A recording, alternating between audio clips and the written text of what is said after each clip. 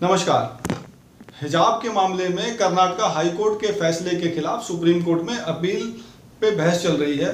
दुष्यंत दवे, प्रशांत भूषण, कपिल सिब्बल जैसे बड़े बड़े अधिवक्ता इस मामले में बहस कर रहे हैं और क्योंकि उनके पास दलीलों की और तथ्यों की कमी पड़ गई है तो कुछ भी अलूल जलूल दलीलें दी जा रही हैं। ऐसे में ये सोचना ज़रूरी है कि अगर हिजाब के मामले में अगर जीतते हैं तो मुस्लिम महिलाओं को क्या मिलेगा और हारते हैं तो मुस्लिम महिलाओं को क्या मिलेगा। तो देखिए, अगर किसी तरह से, ऐसे तो मुश्किल है कि हिजाब के मामले में ये जीतने वाले हैं, लेकिन अगर एक बार को जीत भी गए तो मुस्लिम महिलाओं की ये बहुत बड़ी हार होगी। वो क्यों होगी? क्योंकि जीतने का मतलब ये है कि सुप्रीम कोर्ट ये मान ले कि जो हिजाब है वो इस्लाम का अभिन्न अंग है।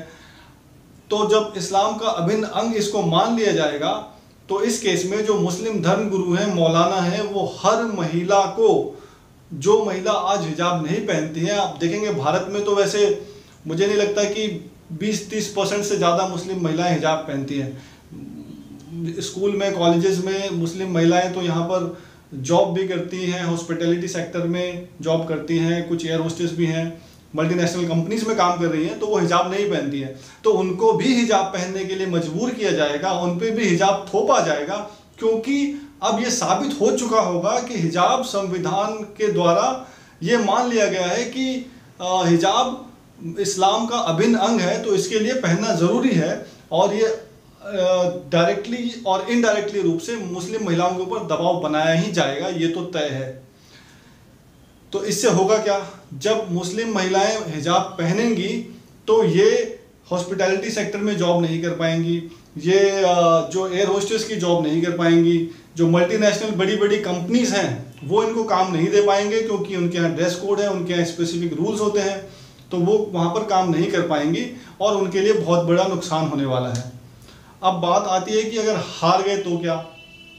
अब अगर हार गए तो ये मामला क्योंकि इतना हाईलाइट हो चुका है कि पूरे विश्व में ये मैसेज चला जाएगा कि हिजाब इस्लाम का अभिन्न अंग नहीं है। तो जहाँ जहाँ एक तरह से हिजाब अलाउड था, कॉलेजेस में, स्कूल्स में और कॉर्पोरेट कंपनीज में या बड़ी बड़ी कंपनियों में, अलग अलग सेक्टर्स में हिजाब ऐसे अलाउड था भी और नहीं भी, मतलब कि कोई मना भी नहीं करता था, तो वहाँ पर भी इनको मना किया जाएगा, वहाँ पर भी हिजाब उतरवाया जाएगा।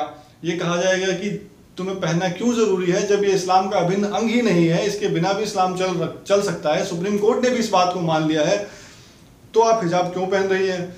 तो इस केस में मुस्लिम लड़कियों को बहुत जगह बेइज्जती का अनुभव करना पड़ेगा या फिर उनको शर्मिंदगी फील करनी पड़ेगी। तो जो अभी जो प्रेजेंट में सिचुएशन थी वो नो विन नो लॉस की सिचुएशन थी, यानी विन विन सिचुएशन थी। आप पहन के चले गए तो भी कोई मना नहीं करता था, अगर नहीं पहन के गए तो भी कोई दिक्कत नहीं थी। लेकिन अब क्योंकि ये हर जगह पता चल जाएगा कि इस इस्लाम का अभिन्न अंग नहीं है, तो जहाँ पर भी हिजाब की ज़रूरत नहीं है वहाँ पर हिजाब उतरवा दिया जाएगा या वहाँ पर काम करने के लिए मना कर दिया जाएगा। तो इस केस में, दोनों ही केसों में मुस्लिम महिलाओं की बहुत बड़ी हार है। धन्यवाद।